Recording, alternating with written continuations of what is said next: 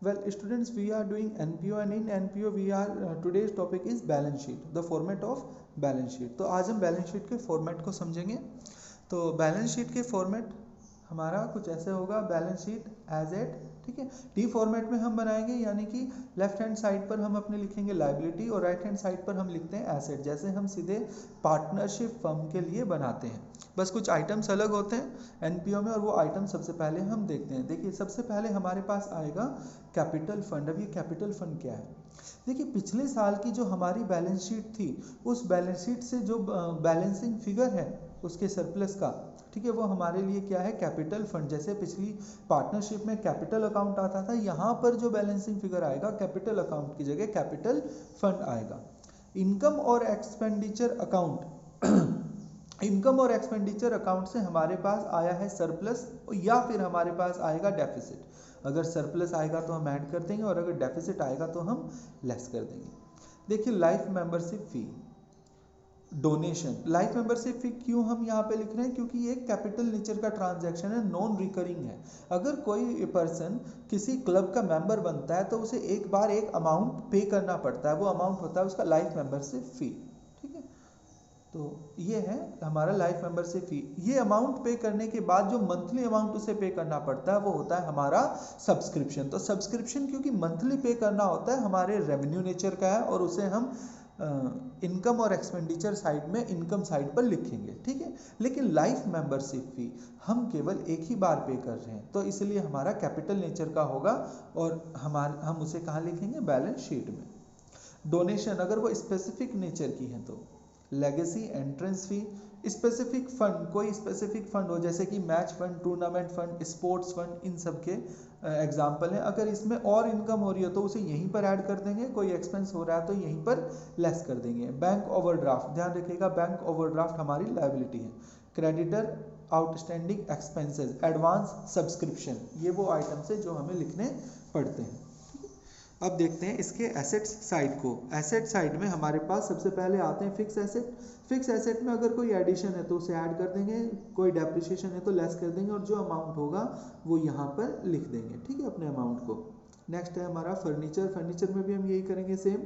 कोई परचेज है तो ऐड करेंगे, सेल है तो लेस करेंगे, डेप्रिसिएशन है तो लेस करेंगे, और अमाउंट को हम यहाँ पे ऐसे अंडरलाइन करके कहाँ लिख देंगे? यहाँ पर बाहर। एसेट्स के और कौन कौन से एग्जाम्पल हैं? एसेट्स के एग्जाम्पल हैं हमारे पास इन्वेस्टमेंट। कुछ करंट एसेट्स के भी एग्जाम्पल हैं, जैसे कि stock of consumable items, medicine, stationery, यानी कि stock. Subscription outstanding, interest on investment accrued, ठीक है। Prepaid expenses, cash in hand और कैश एट बैंक, दोनों में से कोई एक भी। याद रखिएगा, अगर ये अकाउंट हमारा बैंक मैच करता है तो यानी कि हमारा क्वेश्चन बिल्कुल सही है। तो आज का फॉर्मेट था हमारे पास किसका? बैलेंस शीट का। तो बैलेंस शीट के फॉर्मेट के साथ साथ ही आज हम इसमें कुछ आइटम्स को चेक करते हैं, जैसे कि हम सबसे पहले चेक करते हैं सब्सक्रिप्शन को।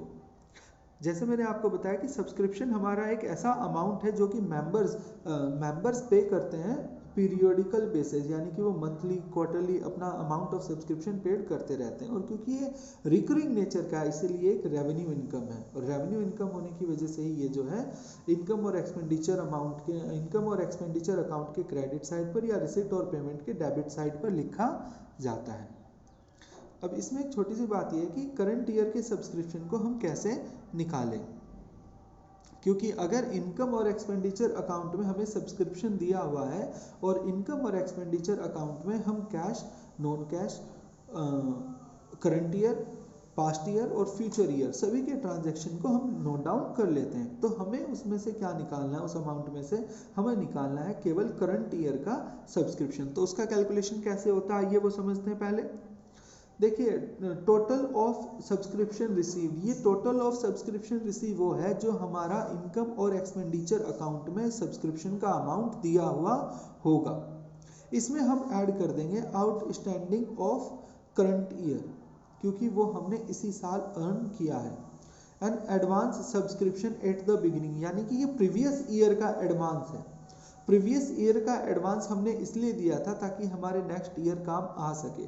लेट्स सपोज अगर हमारा करंट ईयर 2016 है, ये हमारा करंट ईयर है, तो हमारा 2015 होगा प्रीवियस ईयर और हमारा 2017 होगा फ्यूचर ईयर।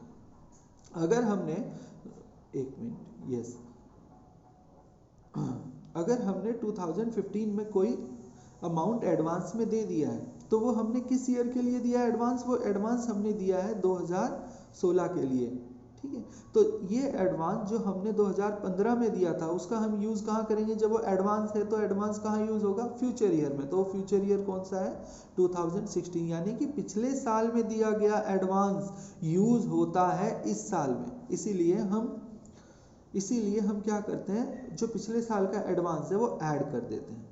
और इस साल का आउटस्टैंडिंग सब्सक्रिप्शन इसलिए ऐड करते हैं, लेट्स सपोज कि अगर हमारा सब्सक्रिप्शन बैठता है 10,000 और हमें इस बार पेमेंट हुई है केवल 8,000 की, तो ये जो 2,000 है ये हमारे आउटस्टैंडिंग है और ये हमें इसी साल कमाए हैं, तो हम इसी साल में ऐड कर देंगे। हमें करंट ईयर में कितना कमाया है वो हमें ऐड करना है।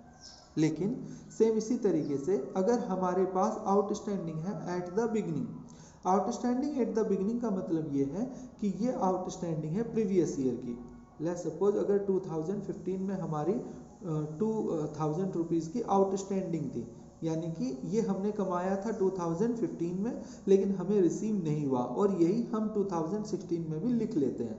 2000 की शुरुआत में ये हमारे पास आ जाएगी। तो बिगनिंग में जो अमाउंट होगा 2016 के वो कौन सा है? वो प्रीवियस ईयर का अमाउंट है, और प्रीवियस ईयर की आउटस्टैंडिंग को हम प्रीवियस ईयर में लिखते हैं, इस ईयर में ऐड नहीं करेंगे। Advance at the end, advance at the end का मतलब ये है कि अगर 2016 के ये अगर हमारा ओपनिंग है और ये हमारा क्लोजिंग है, तो जो एडवांस हमें आखिरी में मिला है वो हमें किस लिए मिला है? फ्यूचर ईयर के लिए मिला है, ठीक है। तो जो एडवांस हमें मिला है वो फ्यूचर ईयर के लिए मिला है और हम उसे करंट की इनकम में ऐड नहीं करेंगे। इसीलिए देखिए जो एडवांस है एट द एंड उसको हम क्या करेंगे? लेस करेंगे। एक बार मैं वापस से बताता हूँ, एक बार समझने की कोशिश कीजिएगा। आउटस्टैंडिंग अगर हमारा करंट ईयर का हो तो हम करंट ईयर के आउटस्टैंडिंग को ऐड करेंगे, और एडवांस अगर प्रीवियस ईयर का हो तो प्रीवियस ईयर का एडवांस हमने इस साल के लिए लिया था, तो इस साल में भी इस प्रीवियस ईयर के एडवांस को हम क्या कर देंगे? ऐड कर देंगे, एडवांस फॉर प्रीवियस ईयर, ठीक है। अब लेस क्या करेंगे? लेस हम करेंगे अगर हमारा कोई आउटस्टैंडिंग हो प्रीवियस ईयर का। देखिए करंट ईयर का आउटस्टैंडिंग करंट ईयर में ऐड होता है, तो जो प्रीवियस ईयर का है वो प्रीवियस ईयर में ऐड हो चुका होगा। अगर वो अमाउंट हमें अभी मिलता है तो उस अमाउंट को हम यहाँ से लेस कर देंगे, क्योंकि ये अमाउंट हम प्रीवियस ईयर में ऐड कर चुके हैं। और अगर इस साल के आखिरी में हमें कोई एडवांस मिलता है तो वो एडवांस किसका होगा? फ्यूचर ईयर का, वो हमारे इस करंट ईयर का नहीं है, इसलिए हम उसे भी लेस कर देंगे, ठीक है। इस तरह से दो चीज़ें ऐड और दो चीज़ें लेस करके हम सब्सक्रिप्शन का वो अमाउंट निकालेंगे जो कि हमें इनकम और एक्सपेंडिचर अकाउंट में लिखना फाइनली पड़ेगा बाहर। अच्छा, इस करंट ईयर की बैलेंस शीट में हम दो आइटम और लिखेंगे। इस साल का जो आउटस्टैंडिंग सब्सक्रिप्शन है वो हमारा एसेट होगा, तो वो हम करंट ईयर का आउटस्टैंडिंग सब्सक्रिप्शन एसेट साइड पर, और फ्यूचर ईयर का एडवांस जो हमें इस साल मिला है वो हम लायबिलिटी साइड पर लिखेंगे।